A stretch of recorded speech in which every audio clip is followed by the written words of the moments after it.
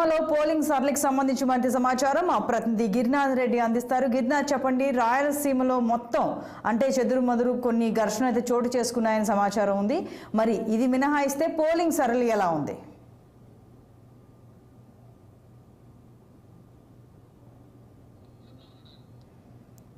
Girinath, mute తీయండి.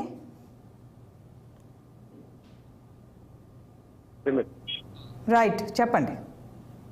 Right, ఏదైతే 2024 ఎన్నికలు ముగిశాయని చెప్పుకోవచ్చు. అయితే ఉదయం 6 గంటల ప్రాంతం నుంచి ఓటర్లు అయితే బారులు తీరిన పరిస్థితి అయితే ఉమ్మడి చిత్తూరు జిల్లా వ్యాప్తంగా ఏదైతే ఎన్నికల సరళి అయితే ప్రశాంతంగా జరిగింది చెప్తూ కొన్ని చదువులో మినహా ఘటనల మినహా ఏదైతే కుప్పం నియోజకవర్గంలో తొలిసారిగా ఓటు వేయడానికి వచ్చిన ఆ మహిళ ఓటు గల్లంతైనంటూ కూడా ఆమె ఒక ఫిర్యాదు అయితే చేసిన పరిస్థితి అయితే పొంగడూరులో ఏదైతే టీడీపీ ఏజెంట్ వైసీపీ కిడ్నాప్ చేశారంటూ ఆరోపణల నేపథ్యంలోనే అక్కడ ఉన్నటువంటి సీఎన్ కూడా సస్పెండ్ చేసిన పరిస్థితి అయితే కూడా ఉంది. మొత్తం మీద అయితే తిరుపతి జిల్లాలో చూసుకున్నట్టు ముఖ్యంగా తిరుపతి నగరంలో ఏదైతే దొంగ ఓట్లు వేశారంటూ కూడా సరే ఒక 5 మందిని పోలీసు అధికారులు కూడా అరెస్ట్ చేసిన పరిస్థితి అయితే దొడ్డాపురం వీధిలో టీఆర్ఎస్ బలగాల ఆధ్వర్యంలో కూడా దొంగ ఓట్లు వేసిన వాళ్ళని మోకాలకు చేర్చి వాళ్ళని కూడా అరెస్ట్ చేసిన పరిస్థితి అవుతుంది. తిరుపతి నగరంలో ప్రధానంగా జగన్మాత చర్చ్ అయితే రాయలవారి వీధుల్లో ఉన్నటువంటి ప్రాంతాల్లో దొంగ ఓట్లు వేశారంటూ కూడా సరే పెద్ద ఎత్తున ఆరోపణలు వచ్చిన పరిస్థితి. అటు టీడీపీ నేతలు అటు వైసీపీ నేతలు నడుమ అటు వాగ్వాదాలు చోటు చేసుకున్న పరిస్థితి అయితే ఉంది. అయితే కుప్పం నియోజకవర్గంలో ఏదైతే చంద్రుమల్లి ఘటన అయితే జరిగిన పరిస్థితి అవుతుంది. మొత్తం మీద ఏదైతే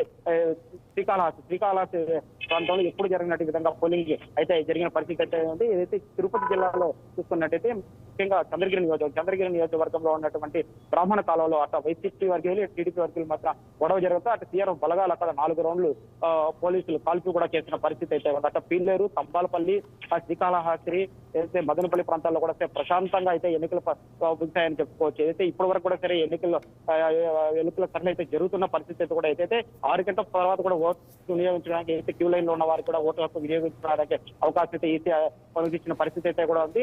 అయితే ఇప్పటి వరకు కూడా తిరుపతి జిల్లా వ్యాప్తంగా చూసుకుంటే 67% పోలింగ్ నమోదైన పరిస్థితి అయితే చిత్తూరు జిల్లా వ్యాప్తంగా చూసుకున్నట్లయితే 62% వరకు పోలింగ్ అయితే ఈ పోలింగ్ శాతం కూడా పెరిగే అవకాశాలు అయితే కనిపిస్తున్న పరిస్థితి అయితే ఉంది. మొత్తం మీద అయితే చిత్తూరు జిల్లా వ్యాప్తంగా అయితే చెరుకు ధర ఘటన మినహా అయితే ప్రశాంతంగా ఎన్నికలు ముగిశాయని చెప్పుకోవచ్చు. Right Girinath, thank you.